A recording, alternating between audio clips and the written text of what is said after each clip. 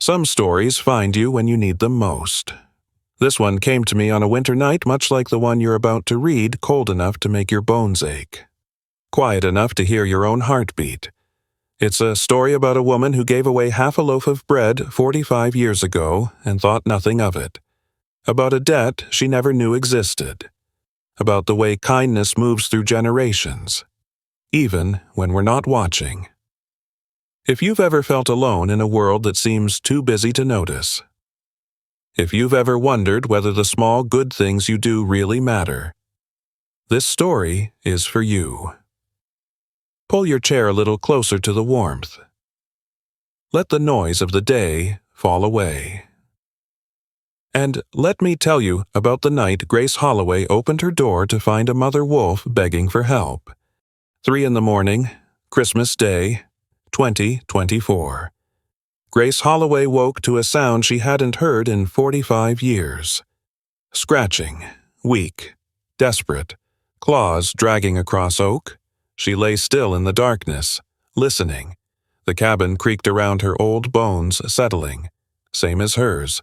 Wind rattled the windows, but underneath it all, that sound, persistent, pleading. Grace pushed off the quilt her grandmother had stitched 60 years ago. Her feet found the cold floor. She didn't bother with slippers. The scratching stopped, then started again, slower now, like whatever was out there was running out of strength. She pulled on her father's old coat, too big, always had been, and reached for the shotgun by the door. Habit. 40 years living alone in these mountains taught you that much. Her hand rested on the deadbolt. Could be a bear, could be nothing, could be trouble. She turned the lock, pulled the door open, and forgot how to breathe. A wolf lay on her porch, gray fur matted with ice. Ribs showing through skin like fingers pressing from inside. Half dead, maybe more. But that wasn't what made Grace's heart stop.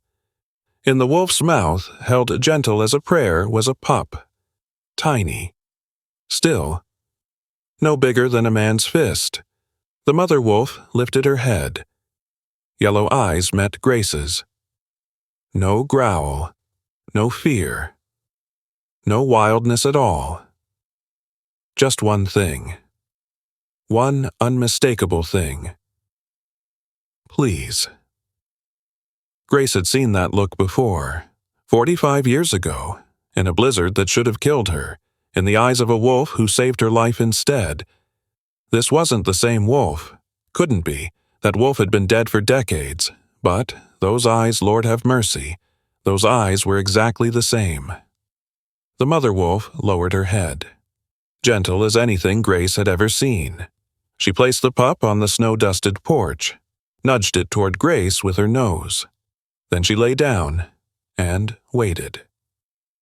Grace stood there, cold, burning her bare feet. 65 years of hard living pressing down on her shoulders. The wind howled, wind. Snow swirled. And somewhere deep in her chest, a door she'd kept locked for 45 years began to creak open. She knew this wolf, not this one, but her blood, her line. 5 generations, maybe 6, passed down from mother to daughter like a promise. You saved my ancestor. Now save my child. Grace looked at the pup, looked at the mother, looked out at the darkness where the mountains rose like sleeping giants. 45 years ago. She'd shared half a loaf of bread with a starving wolf. Tonight, that wolf's great-great-great-granddaughter had come to collect. If this story has already stirred something in your heart, I'd love to know where you're reading from tonight. Drop your hometown below because kindness, like wolf tracks in fresh snow, has a way of connecting us all. Grace knelt on the frozen porch, her knees cracking against the wood. The cold bit through her father's coat, through the thin nightgown beneath. She didn't notice. The pup lay motionless where the mother had placed it. Gray fur slicked with frost, chest barely moving. Grace reached out, stopped. Wild animal, could have anything. Rabies, distemper, but her hands moved anyway. 40 years of veterinary nursing lived in those hands, and they remembered what to do even when her mind hesitated. She scooped the pup up. Light as a breath. Too light. Behind her. The cabin waited. Small. Built by her grandfather in 1952, back when these mountains still felt like they belonged to people who worked them. The wood stove crackled low, smelling of pine pitch and decades of suppers cooked over open flame. The old Zenith radio sat silent on the shelf, the same one her grandmother used to tune to Sunday hymns while rolling out biscuit dough. Grace carried the pup inside. The mother wolf didn't follow, just watched from the porch, yellow eyes tracking every movement through the doorway. Warmth hit Grace's face. The stove had been burning low all night, embers glowing orange through the grate. She moved toward it, cradling the pup against her chest. Her eyes caught the wall as she passed. One photograph, black and white, edges curling with age, young woman 20, maybe standing in snow-covered pines. Next to her, a gray wolf, both looking at the camera like they shared a secret nobody else would ever understand. Grace, 1979, beside the frame, mounted on a small wooden plaque, a single wolf claw, yellowed with time. She hadn't looked at that photograph in years. Couldn't. Too much wrapped up in it.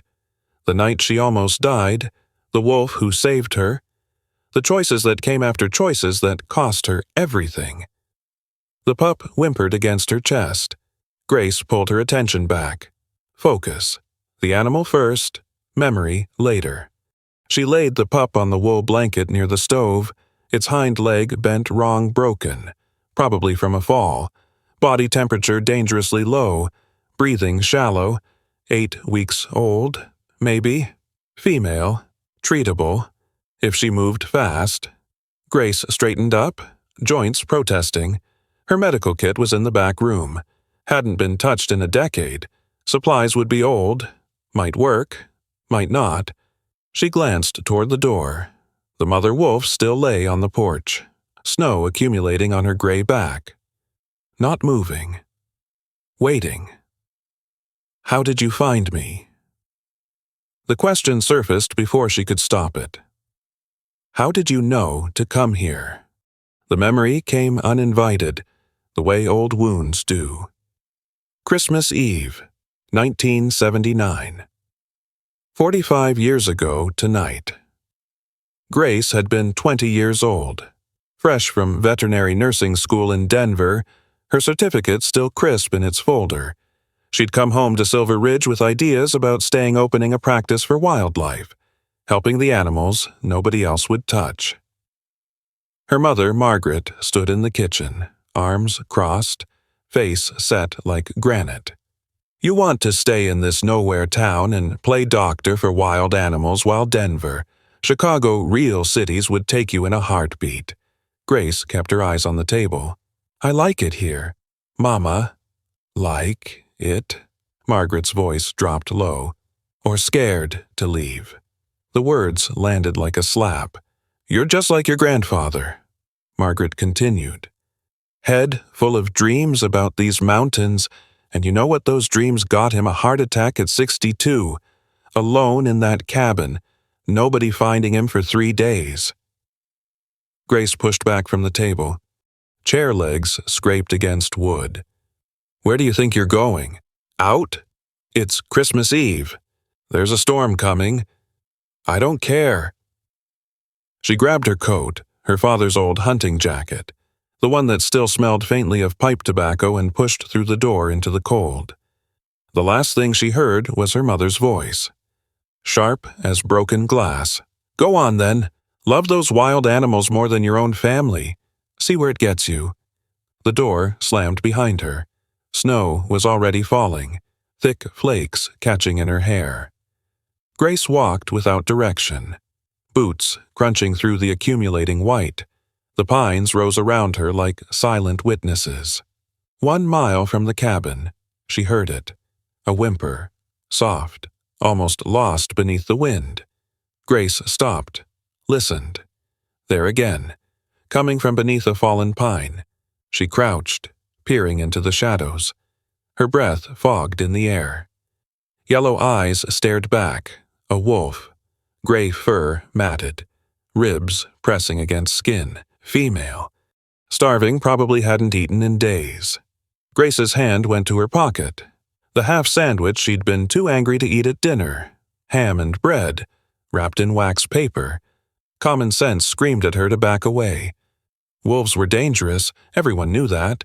But those eyes held no threat, only exhaustion, only desperation, and something else. Movement behind the wolf.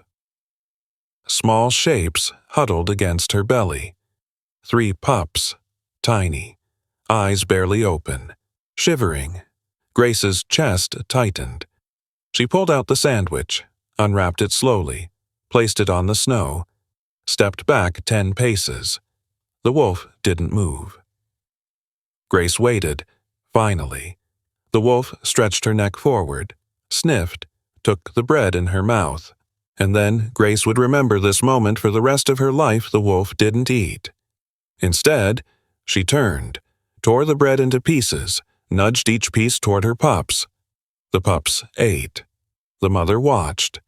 Only when they'd finished did she lick the crumbs from the snow. Grace stood motionless, cold, forgotten, watching a starving animal feed her children before herself, just like Mama used to do. Giving up her portion so I could eat. The thought came before she could stop it. She named the wolf Spirit, right there in that moment, because those yellow eyes seemed to see straight through her. The blizzard hit without warning. One moment, snow falling steady. The next, wind screaming through the pines, visibility gone, world turned white chaos. Grace tried to find her way back. Couldn't. Every direction looked the same. The cold cut through her father's jacket like it wasn't there. She stumbled, fell, got up, fell again. Her legs stopped working. She crawled to a tree trunk, pressed her back against it. This is how it ends. Mama was right. Her eyes closed, then warmth. Grace woke in darkness. Stone above her, stone around her. A cave, small and shallow. Beside her, pressed against her body, Spirit. The wolf's warmth seeped through Grace's frozen clothes. On her other side, the 3 pups huddled together, tiny heartbeats thrumming. Spirit's yellow eyes watched the cave entrance. Alert, guarding. The wolf had dragged her here, kept her alive through the night with nothing but body heat and instinct. Grace lay still, listening to the blizzard rage outside, feeling the steady rise and fall of Spirit's breathing against her ribs. You don't owe me anything. I gave you half a sandwich, that's all. But wolves didn't calculate debts the way humans did. Morning came gray and quiet. The storm had passed. Grace crawled out of the cave, legs stiff, fingers numb. Spirit followed, the pups tumbling after her. At the edge of the forest, where the trees thinned and the cabin came into view, Spirit stopped. Grace turned. Wolf and woman looked at each other across the snow. "Thank you," Grace whispered. "I won't forget." Spirit held her gaze for one long moment. Then she turned, pups trailing behind, and disappeared into the white. Grace watched until the last gray shadow vanished among the pines. She didn't know it, then couldn't have known that this was only the beginning. 3 days later, the men would come with their guns, and Grace would have to choose. The rumors started before Grace's frostbitten toes had healed. 3 days after Christmas, she limped into Henderson's general store for bandages and iodine. The bell above the door jingled. Every head turned. Mabel Henderson leaned over the counter, eyes sharp as a hawk tracking a field mouse. "Heard you got caught in that blizzard. Grace, how'd you make it through the night?" Grace set her items on the counter. "A wolf found me, kept me warm in a cave until morning." Silence. the kind that presses against your ears. Then laughter, not the friendly kind. A wolf! Old Pete Morrison slapped his knee. Girl's been reading too many fairy tales. Must have hit her head out there, someone muttered from the back. Hypothermia does funny things to the mind. Grace paid for her supplies, said nothing, let them think what they wanted, but the whispers followed her out the door and down the muddy street. A week later, a hunter named Roy Becker found something near Grace's cabin. Tracks. Wolf tracks. Circling the property in a perfect ring, like something had been patrolling through the night, protecting. Roy told his wife at supper. His wife told Mabel Henderson after church. By Sunday evening, the whole town knew. She's keeping a wolf out there. Training it, probably, like some kind of pet. Ain't natural, a wild animal hanging around like that. Wolf woman. Someone said it first at the post office. The name stuck like tar. January arrived cold and mean, the kind of cold that cracked tree limbs and froze pipes solid. Frank Dawson owned the biggest ranch in Silver Ridge, 200 head of cattle, 60 sheep, and a temper that ran hot year-round. His grandfather had built the place with his bare hands. His father had nearly lost it in the Depression. Frank had clawed it back, acre by acre, and he didn't take kindly to threats. When 3 of his sheep turned up dead in the east pasture, he didn't wait for explanations. He stood in the doorway of the town hall that evening, mud caked on his boots, fury burning in his eyes. Wolf got my sheep. Same wolf that's been hanging around the Holloway place. I want a hunting party. Tomorrow at dawn. Grace heard about it from Roy Becker's boy, who'd been sent to fetch milk from the neighboring farm. She borrowed the Becker mule and rode out to the Dawson ranch before sunset, taking the old deer trail through Miller's Gap, a shortcut her grandfather had shown her years ago. The carcasses lay where they'd fallen, blood frozen into the snow like dark glass. Grace knelt beside the nearest one, studying the wounds while the winter light faded. Her stomach turned not from the gore, but from what she saw. The cuts were too clean, too precise. A wolf tore at flesh, left ragged edges and tooth marks. These wounds looked like knife work, deliberate, careful. She checked the second sheep, same pattern. The third, identical. And the tracks leading away, they started 30 yards from the bodies. No approach trail, as if the wolf had appeared from nowhere, killed 3 sheep, and vanished into thin air. Grace stood up, brushing snow from her knees. Someone had slaughtered these sheep and made it look like a wolf attack. She rode back to town, found Sheriff Patterson in his office, feet up on the desk, coffee growing cold beside him. "Those cuts aren't from teeth," Grace said. "Look for yourself. Someone's setting that wolf up." Patterson listened with his arms crossed and his jaw set like concrete. "Frank Dawson's word against yours, Miss Holloway, and Frank's been in this town 40 years. His daddy was here before him. I know what knife marks look like. I've been a veterinary nurse for... You've been a lot of things." Patterson opened his office door. "Go on home now. Let the men handle this." The hunting party formed on January 15th. 12 men, rifles, torches, 3 dogs straining at their leashes, breath fogging in the bitter air. Frank Dawson led them out at dawn, his voice carrying across the frozen fields as he gave orders. Grace watched from her window until they disappeared into the tree line. Then she pulled on her father's coat and ran. She knew these woods better than any of them, every deer trail, every creek crossing, every shortcut her grandfather had mapped in his head and passed down to her like an inheritance. Her lungs burned.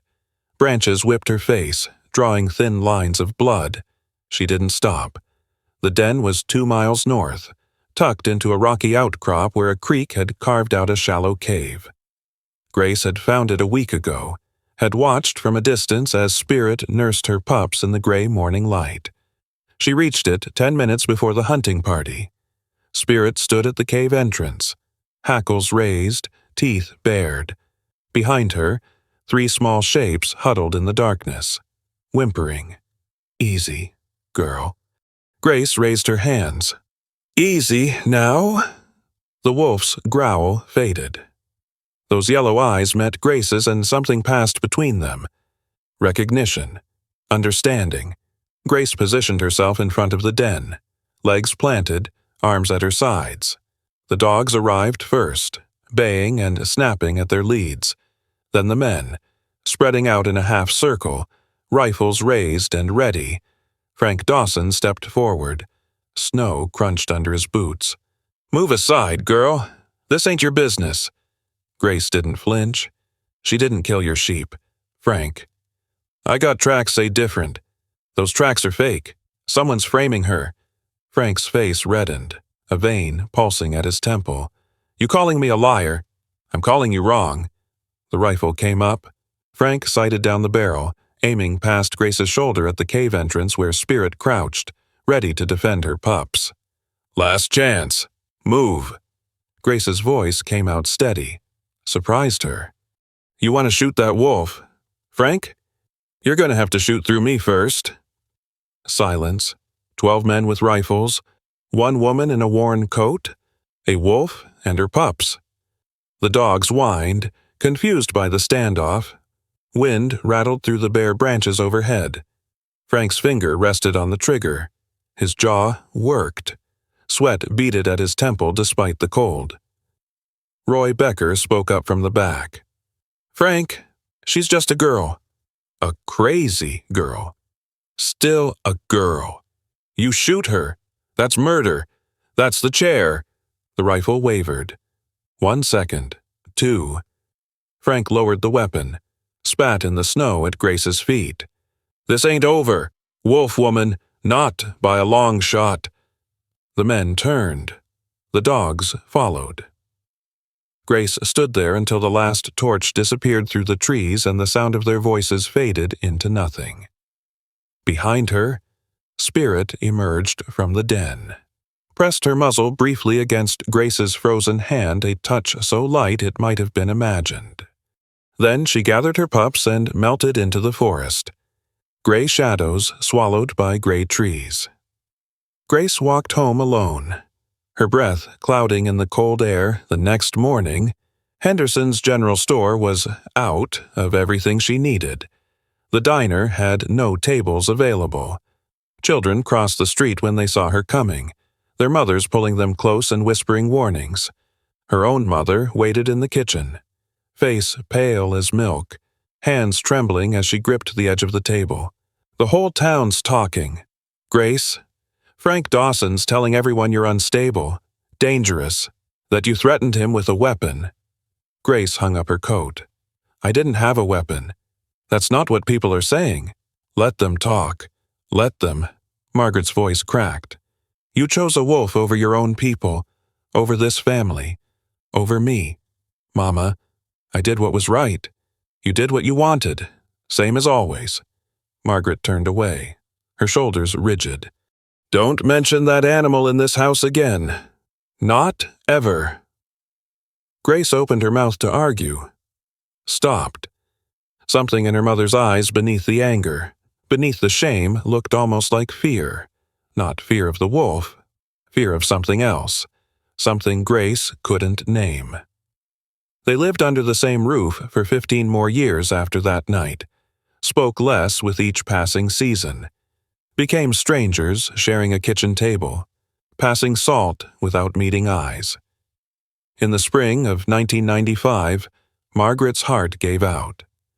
Grace sat beside the hospital bed in Durango, holding her mother's hand, watching the monitors beep slower and slower. The room smelled of antiseptic and wilting flowers someone had left on the windowsill. Mama, I'm sorry. I'm so... The line went flat.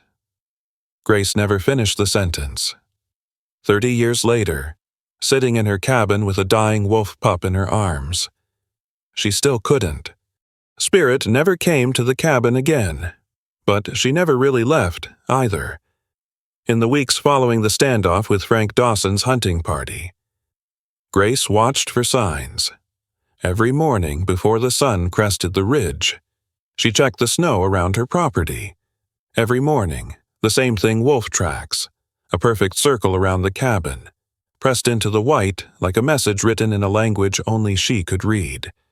She started leaving scraps on the back porch, leftover venison from the freezer, chicken bones picked clean, whatever she could spare from her own thin meals.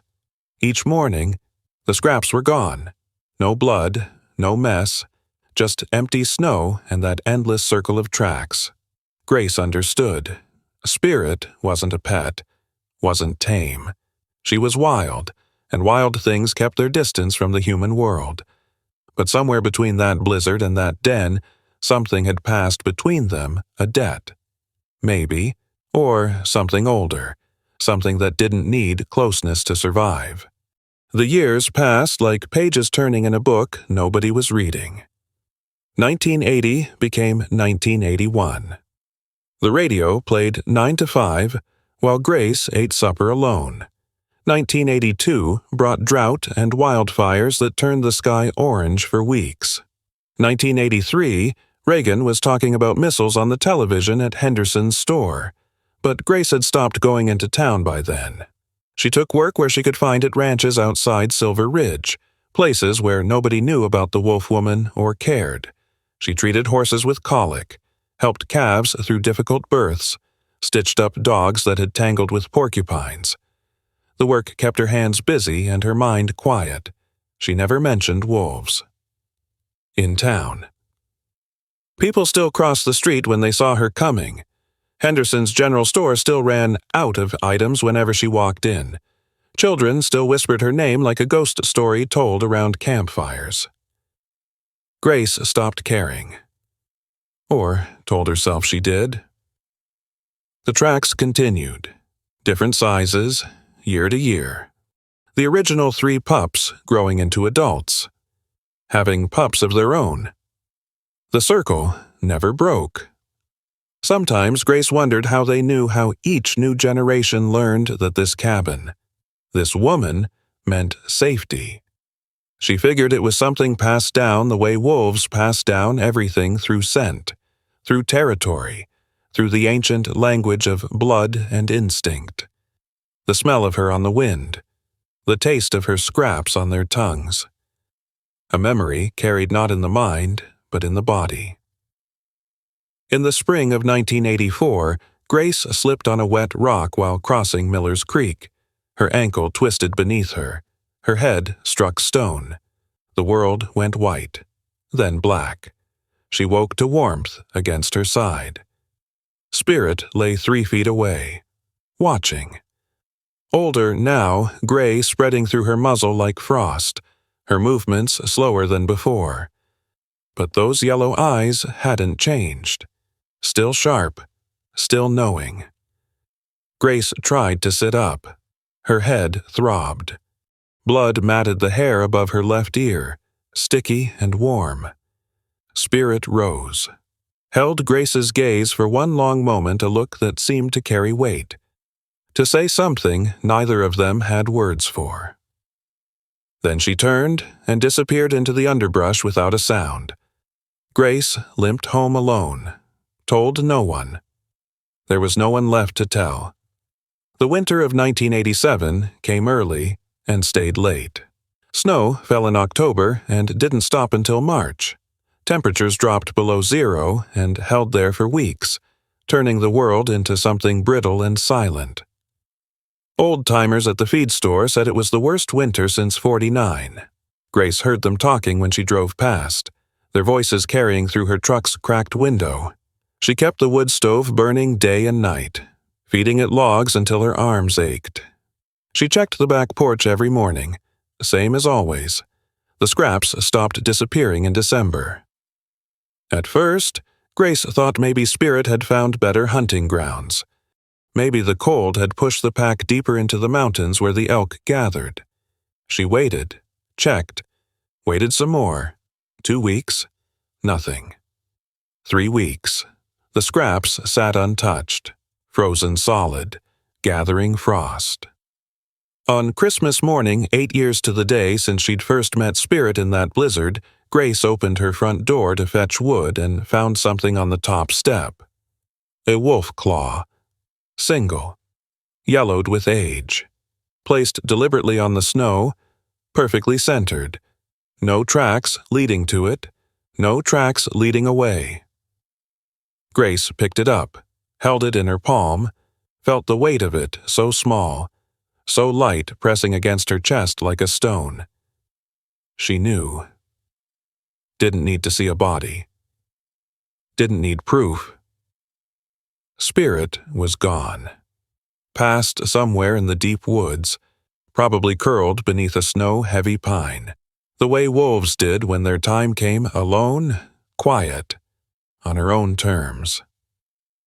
Rest easy, old girl, Grace whispered to the empty air. Her breath fogged and vanished. You earned it.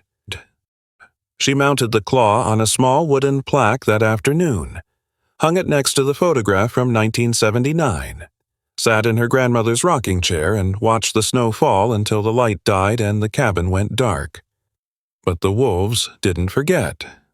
That spring, the tracks returned. Smaller than Spirit's had been. Different gait patterns, younger legs, quicker steps. The next generation, carrying on what their mother had started. Year after year, decade after decade, the ritual continued. Grace would leave scraps. The scraps would vanish. The circle of tracks would appear around the cabin like a protective ring drawn by invisible hands. Different wolves. Same promise. The woman in that house is safe. Remember her scent? Remember this place? Grace grew older. Her joints stiffened until some mornings she couldn't straighten her fingers for an hour. Her hair turned gray, then white. She retired from veterinary work in 2014, hands too unsteady for surgery, eyes too weak for fine stitches. The last ranch that hired her sent a card when she left. Nobody else noticed. Her mother had been gone 19 years by then. The cabin felt larger every winter, emptier with each snow that fell. Sometimes late at night. Grace thought she caught Margaret watching her from the kitchen doorway, a flicker of movement, a shape in the corner of her eye. She'd turn, and nothing would be there but shadows and the smell of old wood. She stopped going into Silver Ridge except for necessities. The new generation didn't know her story, or didn't care, but the name Wolf Woman had passed into local legend. Something parents told children to make them behave. Don't wander into the woods alone, or the wolf woman will get you. Grace heard the stories. Let them be. What did it matter now? She had no telephone, no computer. The Zenith radio still worked, crackling with static between stations, but she forgot to turn it on most days. Silence suited her better than voices. Occasionally, sitting on the porch as the sun went down, she wondered if she'd made the right choice. Standing in front of that den 45 years ago, facing down Frank Dawson's rifle, she'd lost everything that day. Her reputation, her mother's love, any chance at a normal life, a husband, children, someone to hold her hand when the end came. But she'd saved Spirit, saved the pups. Was it worth it? Some questions had no answers, or too many. Christmas Eve, 2024. Grace sat in the rocking chair, watching snow fall past the window. 65 years old, alone. The fire crackled low in the stove, and the cabin smelled like pine smoke and solitude. On the back porch sat a piece of bread, same as every Christmas Eve for 45 years. Her private ritual, her offering to something she couldn't name and didn't try to.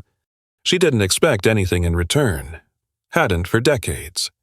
The wolves came and went on their own schedule, following instincts older than memory, but still, every year.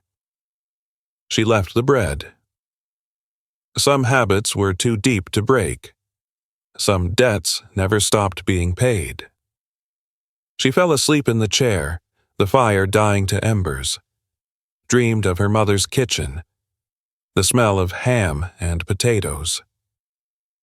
A voice saying, "Love those wild animals more than your own family," and a door slamming and cold. So much cold. Then another image, faint as smoke. Margaret standing at the window, watching Grace walk away into the snow. Her hand pressed against the glass, her lips moving, forming words Grace couldn't hear. The scratching woke her. 3 a.m, Christmas Day. Grace's eyes opened. Her hand found the shotgun by reflex. Scratching. At the front door, weak, desperate. She crossed the cabin on stiff legs. Pulled back the bolt. The wolf on her porch was gray, ice-matted, half dead.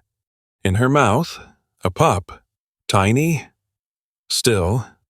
Those eyes, yellow, bright, exactly like Spirit's. 45 years ago. Not Spirit, couldn't be Spirit, but her blood, her line. 5 generations, maybe 6, carrying something forward through scent and instinct and the old language of survival.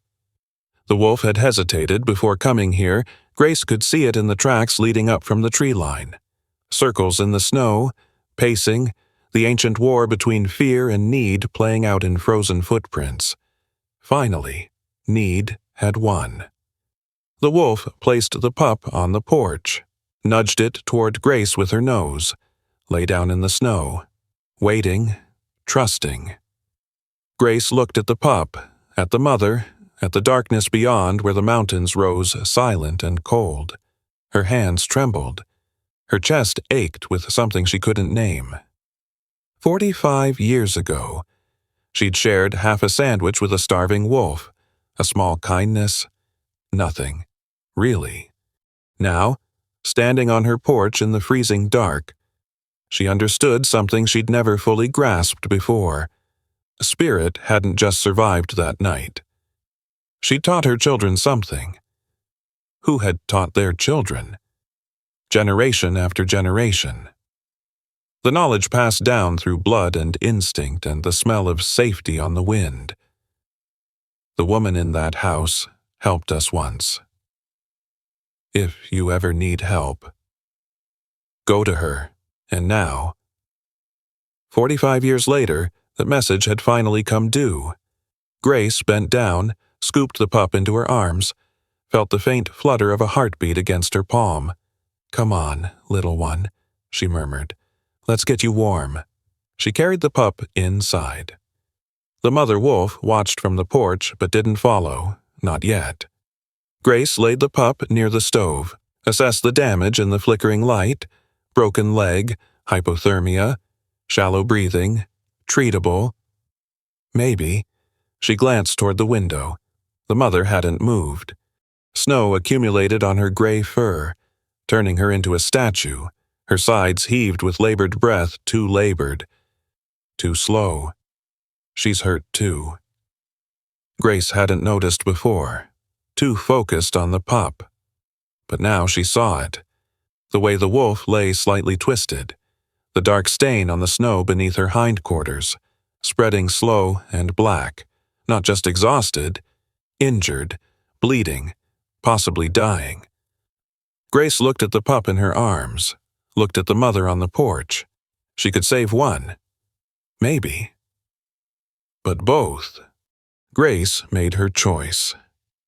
The pup first. The mother could wait, had to wait. One thing at a time. The way her nursing instructor had drilled into her 50 years ago. Triage. Prioritize. Don't let panic make decisions for you. She carried the tiny body to the wool blanket near the stove, laid it down gently, feeling the faint vibration of a heartbeat against her palm.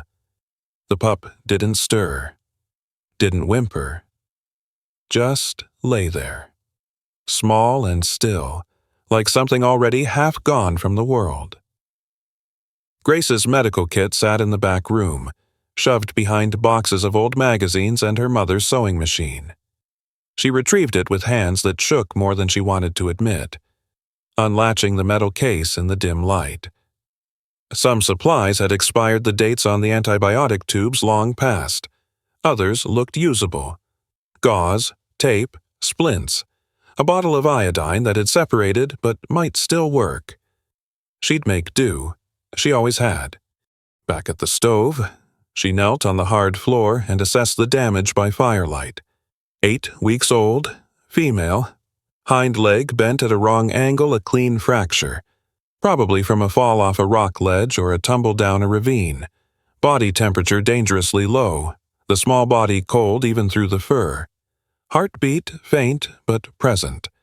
A flutter like moth wings against glass, breathing shallow, rapid.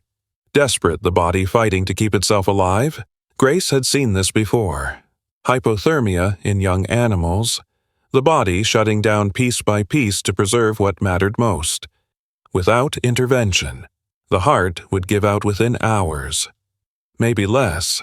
She grabbed a clean towel from the rack by the sink, wrapped the pup tight, leaving only the head exposed, filled 2 glass bottles with hot water from the kettle on the stove, tucked them against the small body like warm stones.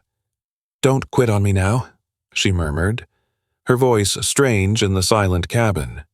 "Your mama's waiting outside." "You hear me? She didn't drag herself through that storm for nothing."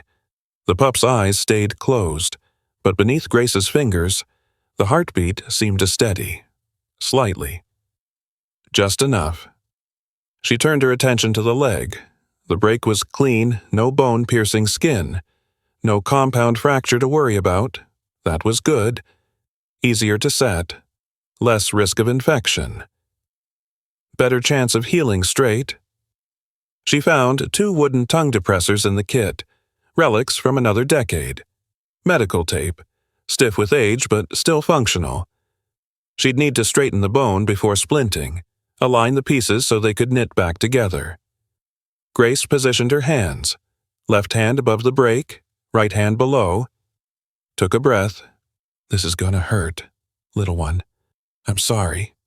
She pulled, felt the bone shift beneath the skin, the pieces grinding against each other as they moved back into alignment.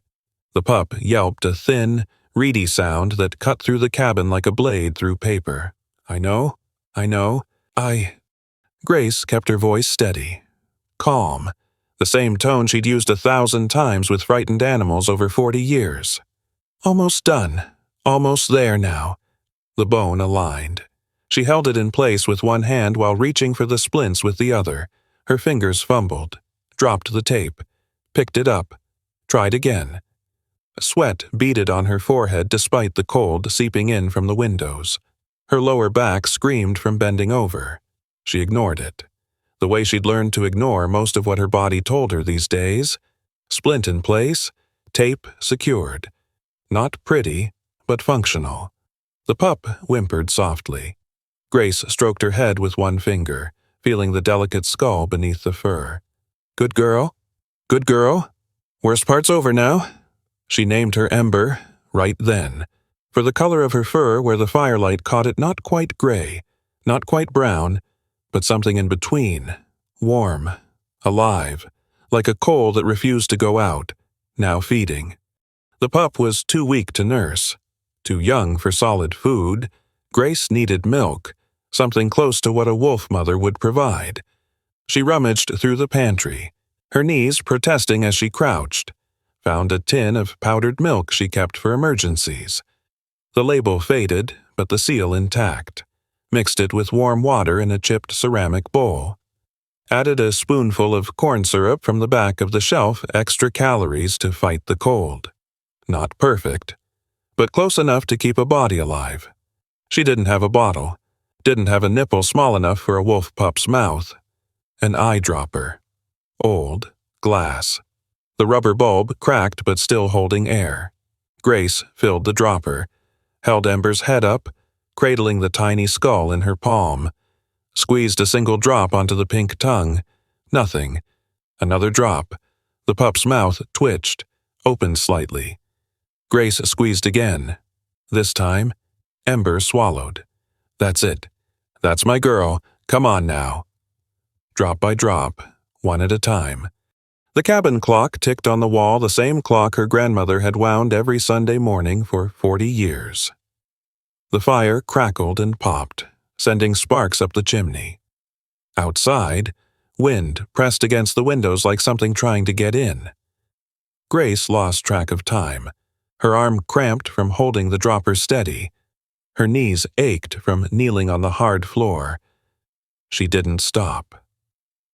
Halfway through the second dropper, she glanced toward the window. The mother wolf hadn't moved from the porch. Snow covered her back now, thick and white, turning her into a gray shape beneath a frozen blanket. Her eyes still reflected the firelight through the glass twin points of gold in the darkness. Watching. Grace's throat tightened. She remembered Spirit doing the same thing. 45 years ago, lying in the snow outside the cave, keeping watch while Grace recovered from the cold, refusing to leave until she was certain her debt had been paid. "Hang on," Grace whispered toward the window. "Just hang on a little longer." She turned back to Ember. Drop, swallow, drop, swallow. The rhythm became everything. The whole world narrowed to this: a dying pup, a glass dropper. The careful dance of survival played out in a cabin at the edge of nowhere. Grace's hands steadied. Muscle memory took over. 40 years of nursing animals back from the edge, this was what she knew. What she was made for. The one thing she'd never lost, no matter what else the years had taken. Ember finished the second dropper, then a third. Her breathing deepened, slowed. The frantic flutter in her chest became something steadier, stronger, like a fire catching hold after hours of nursing the kindling. Grace sat back on her heels, wiped her forehead with her sleeve. Her whole body ached, but, beneath the exhaustion, something else stirred, something she hadn't felt in years. The clock on the wall read 5:47 a.m. Almost 3 hours since she'd opened the door. She pushed herself to her feet, joints popping like green wood in a fire. Her spine crackled. 65 years old, and every one of them making itself known. At the window, she looked out at the mother wolf. Still there, still watching. The snow on her back had thickened into a crust. She hadn't moved to shake it off, hadn't shifted position, and the dark stain beneath her it had spread. Wider now, darker against the white. "She's worse than I thought." Grace grabbed the last of the venison from the icebox. A bowl, water from the kettle, just warm enough to drink without scalding. She opened the door. Cold slammed into her face like an open hand. She stepped onto the porch anyway. The wolf's head lifted. Those yellow eyes tracked Grace's approach, wary, but not hostile. Tired. Easy. Girl. Easy now. Grace set the food down 3 feet from the wolf's head, the water beside it, stepped back. The wolf sniffed the air, looked at the food, looked at Grace. "Eat. Your baby's gonna be okay. I promise you that." The yellow eyes blinked. Once, twice. Then the wolf lowered her head, began to eat. Slowly, painfully, each bite an effort. Grace knelt in the snow beside her. The cold soaked through her nightgown, through her father's coat, into her bones. She didn't care, but up close, she could see the damage. A gash along the wolf's flank, deep and ragged, probably caught on rocks during a fall, or maybe a fight with a rival over territory. The wound had crusted over with dried blood, but fresh red seeped from the edges. Infection was likely. Maybe already setting in. "You're hurt bad," Grace said softly. "You know that, don't you?" The wolf kept eating. "Came all this way anyway. Carried your baby through that storm." She thought of Spirit, all those years ago, starving, freezing, but still tearing bread into pieces for her pups before taking a single bite for herself. Some things passed down through blood. Sacrifice was one of them. "I'm going to call you Storm," Grace said, "because you came out of one. and because you're too stubborn to let it beat you. Storm finished the meat, lapped at the water, her tongue moving slow and deliberate. Then she did something Grace didn't expect. She stood up, shaky, weak, legs trembling with the effort, and she walked toward the open cabin door. Grace held her breath. Storm paused at the threshold, looked back at Grace once, a long look, heavy with something neither of them could name. Then she stepped inside. Grace followed, leaving the door open behind her. The cold didn't matter now. Storm crossed the cabin floor on unsteady legs, leaving dark drops of blood on the wood. She reached the spot where Ember lay wrapped in blankets near the stove, sniffed her pup, licked the small head once, twice gentle, thorough. Then she curled her body around Ember's, forming a wall of gray fur between her child and the rest of the world. Mother and daughter. Together. Grace watched from the doorway, her hand pressed against the frame to keep herself upright. The fire popped and crackled. The first gray light of the Christmas morning crept through the windows, turning the snow outside to silver. Ember's eyes opened. Yellow, clear, bright. They found Grace's face, held there. "Hey, little one," Grace whispered. "Welcome back to the world." She sat down in her grandmother's rocking chair, the old wood creaking beneath her weight. Her body ached in places she'd forgotten existed. Her eyes burned from hours without sleep. But something in her chest, something that had been frozen solid for longer than she could remember, had started to crack. She let her eyes close, just for a moment. Just to rest. The sound of a truck engine snapped them open, tires crunching on frozen gravel, coming up the mountain road. Grace looked at the wolves sleeping by her fire, looked at the door she'd forgotten to close, looked at the blood drops on the floor, the medical supplies scattered across the table, the bowl of milk still sitting out. Someone was coming, and there was no way to hide what she'd done. Sheriff Tom Bradley's truck pulled into the yard at 7:23 a.m. Grace heard the door slam, boots on frozen ground, a knock that rattled the windows. "Grace, you in there?" Tom's voice, muffled through the wood. "Brought you some Christmas ham. Dorothy said you shouldn't be alone on—" The door swung open. Grace had forgotten to latch it after coming back inside.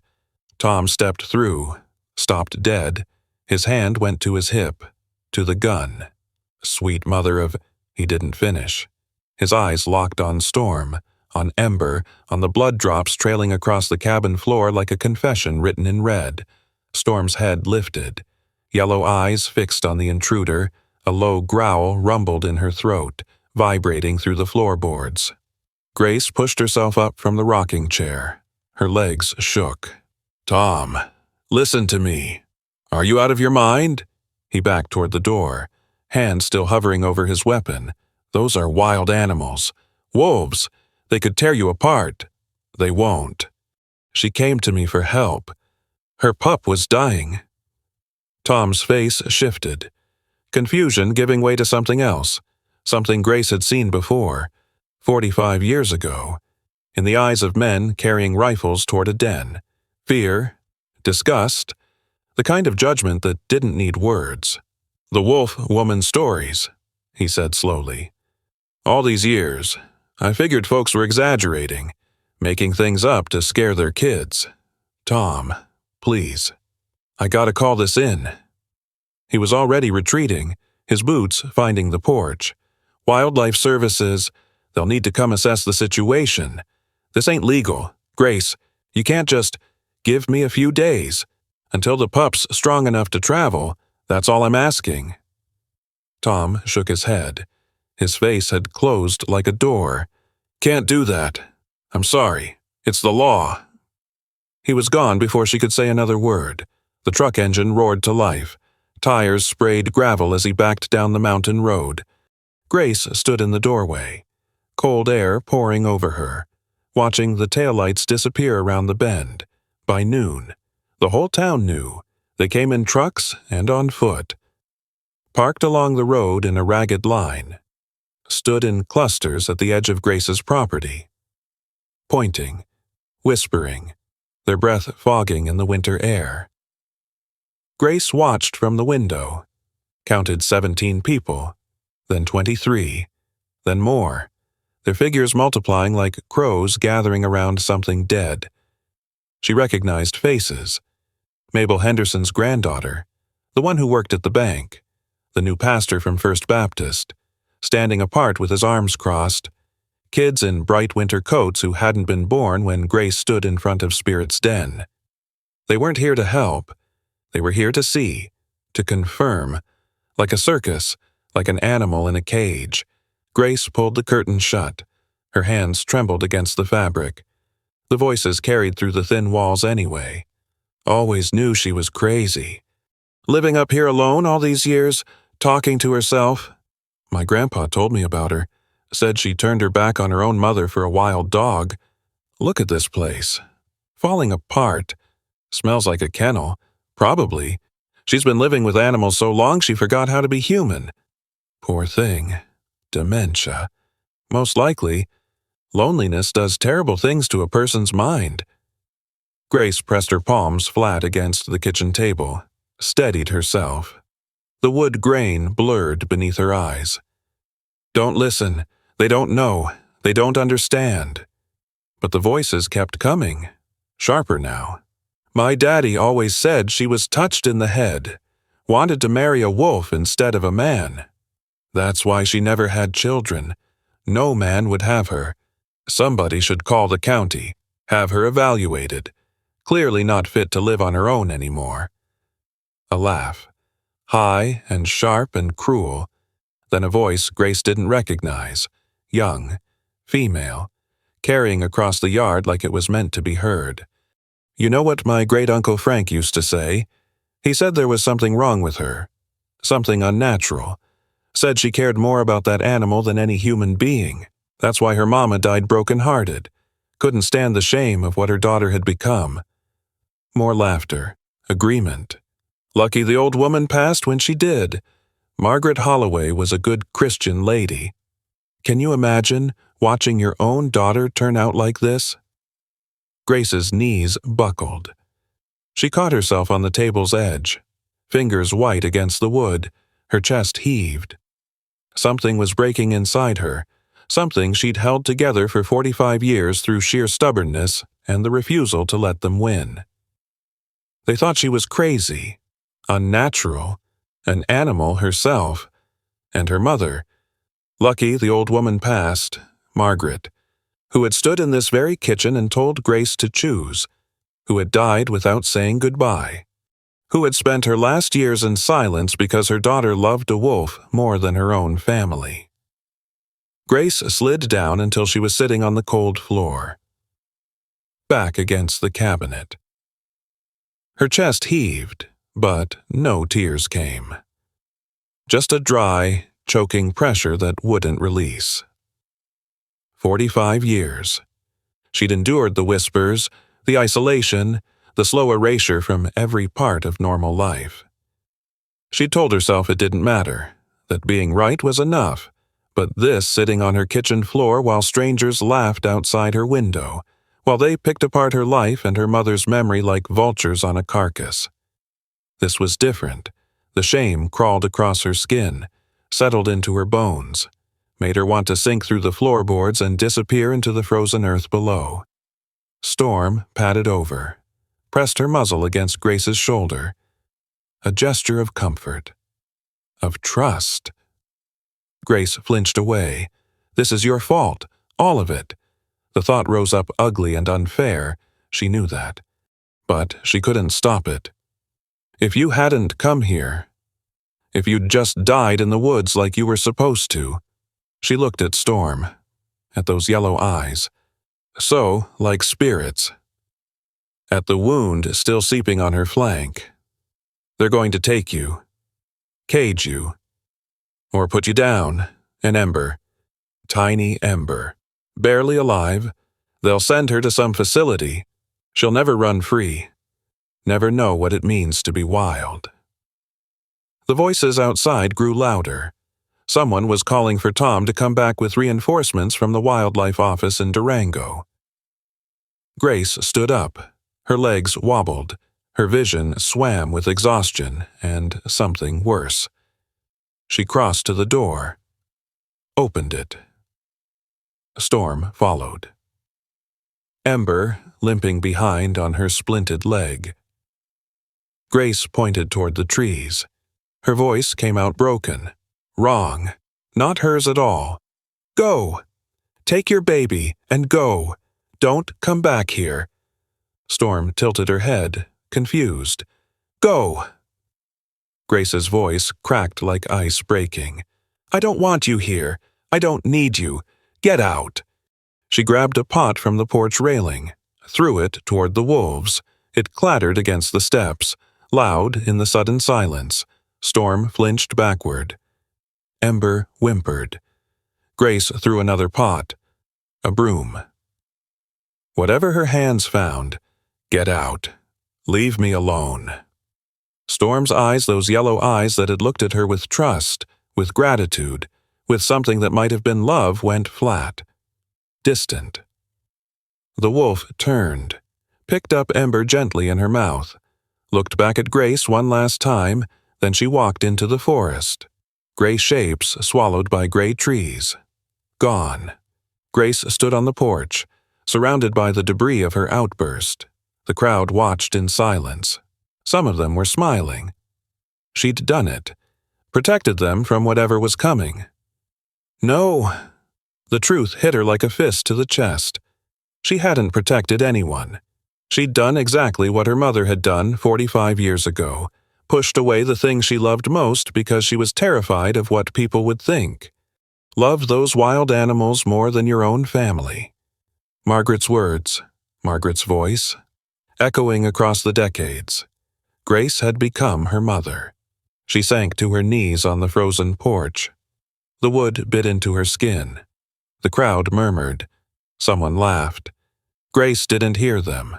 All she heard was the silence where Storm's footsteps had been, and somewhere out there, in the freezing dark between the trees. A wounded mother was carrying her child through the storm, searching for shelter that no longer existed. The crowd dispersed by nightfall, nothing left to see. The crazy wolf lady had driven away her pets. Show's over. Go home. Grace stayed on the cabin floor where she'd collapsed after coming inside. The fire burned down to ash. The cabin grew cold. She didn't move to add wood. Her mother's voice played on repeat in her head. Love those wild animals more than your own family. The young woman's voice from outside. Lucky the old woman passed when she did. And her own voice, screaming at Storm.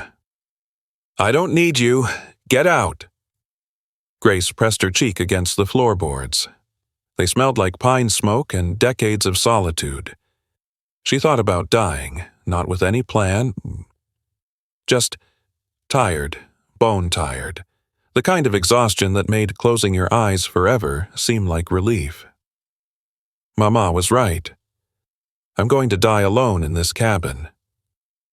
The wind picked up outside, rattled the windows, howled through gaps in the doorframe. Grace's eyes opened. The wind. The storm building. Storm. She sat up.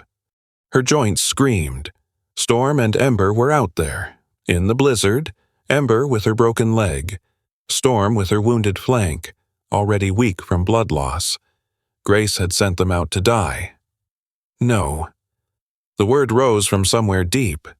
Somewhere she thought was dead. Not like this. She pushed herself to her feet, grabbed her father's coat. Her legs shook so badly she had to lean against the wall. You can't save them. You can barely stand. But her hands were already reaching for the flashlight. Her feet were already moving toward the door. She'd spent 45 years telling herself she'd made the right choice. Standing in front of that den, facing down Frank Dawson's rifle. Now she'd made the opposite choice. And it was killing her faster than any blizzard could. Grace opened the door, Wind and snow slammed into her face. She stepped outside anyway. The cold wrapped around her chest like a fist. Snow drove into her eyes, her mouth. She couldn't see 10 feet ahead. Storm!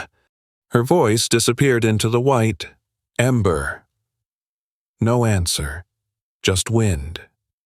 Grace walked. 1 foot, then the other. The snow came up past her ankles, then her calves. Each step took everything she had. Which way did they go toward the tree line? Northwest, toward the old pine where she'd been leaving scraps for 45 years. She aimed for the trees, kept walking, 50 feet, 100. Her legs stopped working at 200. Grace's knees buckled. She went down hard, catching herself on a fallen branch. Snow packed into her palms. Her fingers went numb immediately. Get up! She tried. Her legs wouldn't respond. Get up! They're out there somewhere. Her arms gave out. She slumped against a tree trunk. Snow accumulated on her shoulders. This is how it ends, in the cold, alone. She closed her eyes, then warmth. Something pressed against her side. Something heavy. Breathing. Grace opened her eyes. Storm stood over her. Snow matted her gray fur. Yellow eyes caught a faint moonlight filtering through the clouds. On her back, clinging tight. Ember shivered but held on. Storm hadn't left.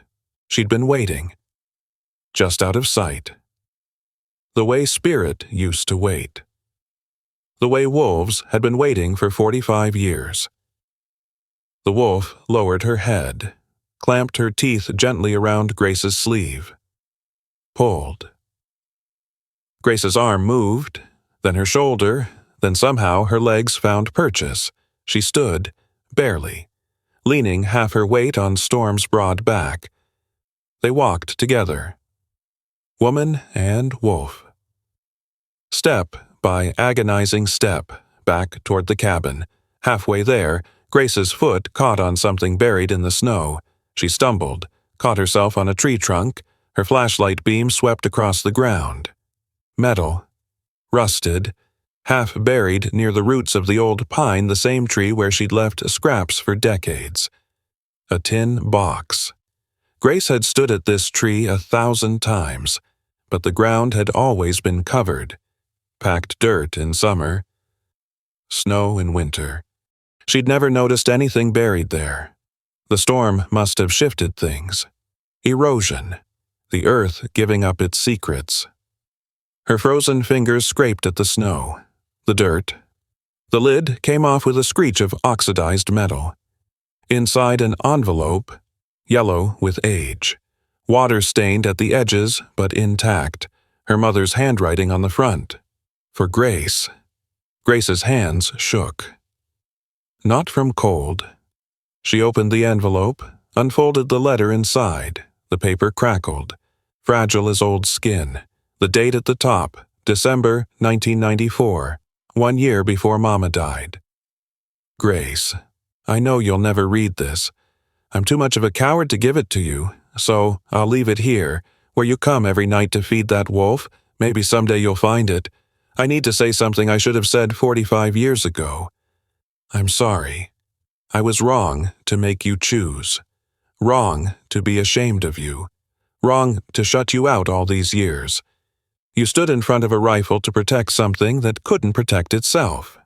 That took more courage than I've ever had. More courage than anyone in this whole town. I should have been proud.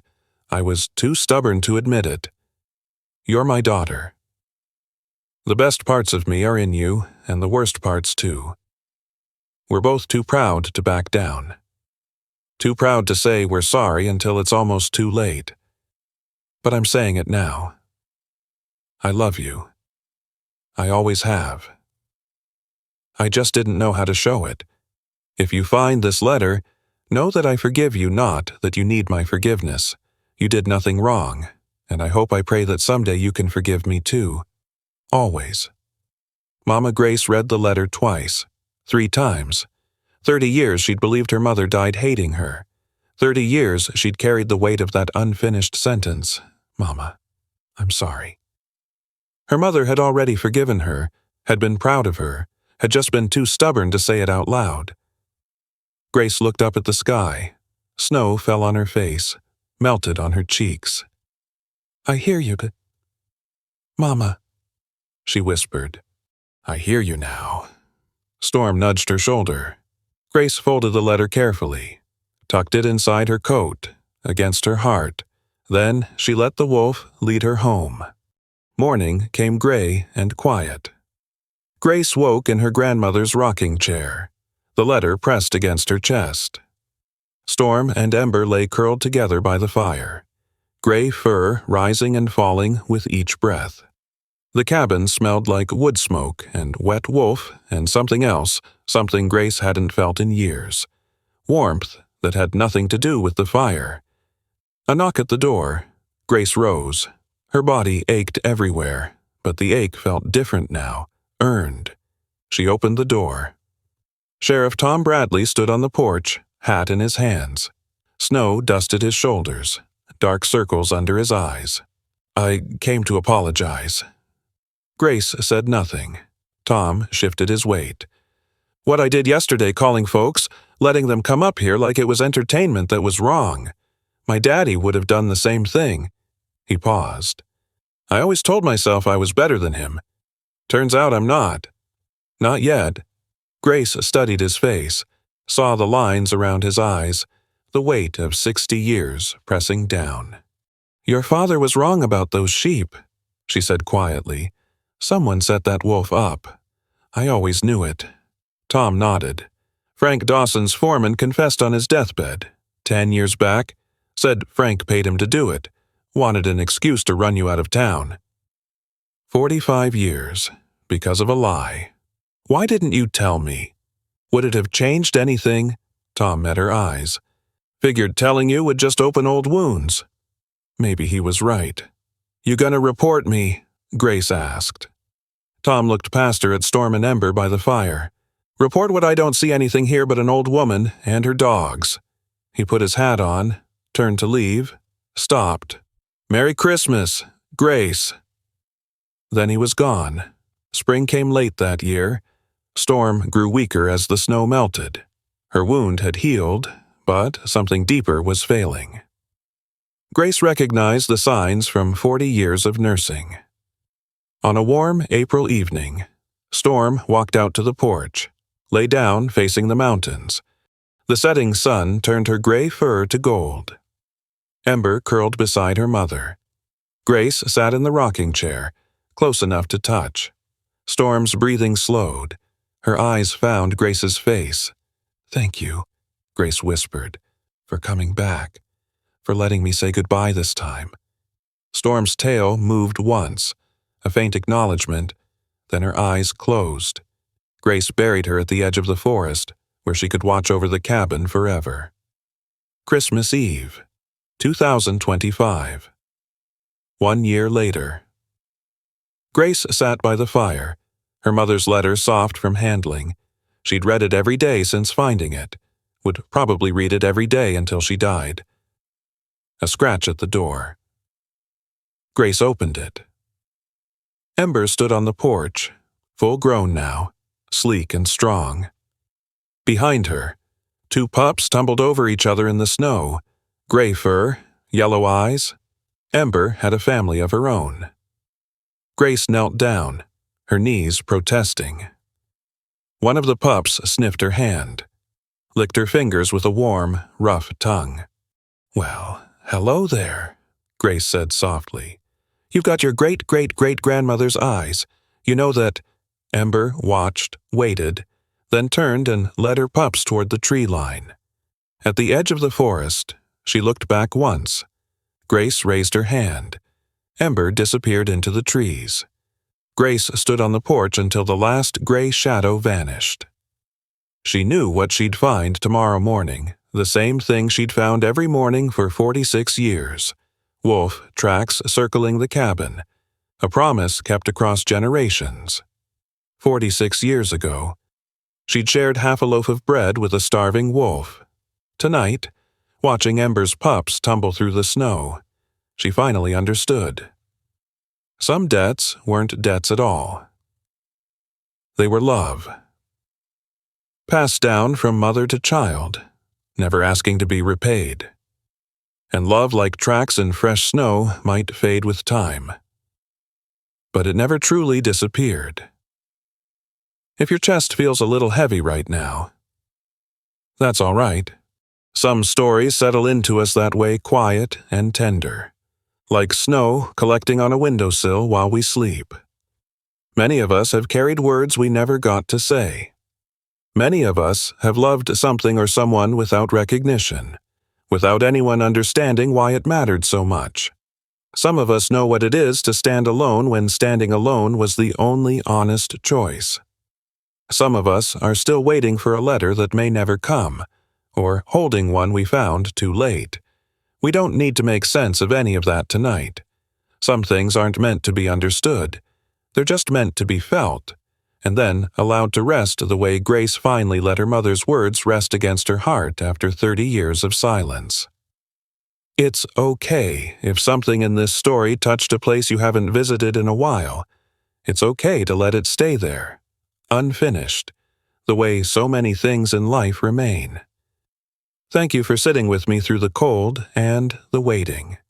Thank you for staying until the wolves came home.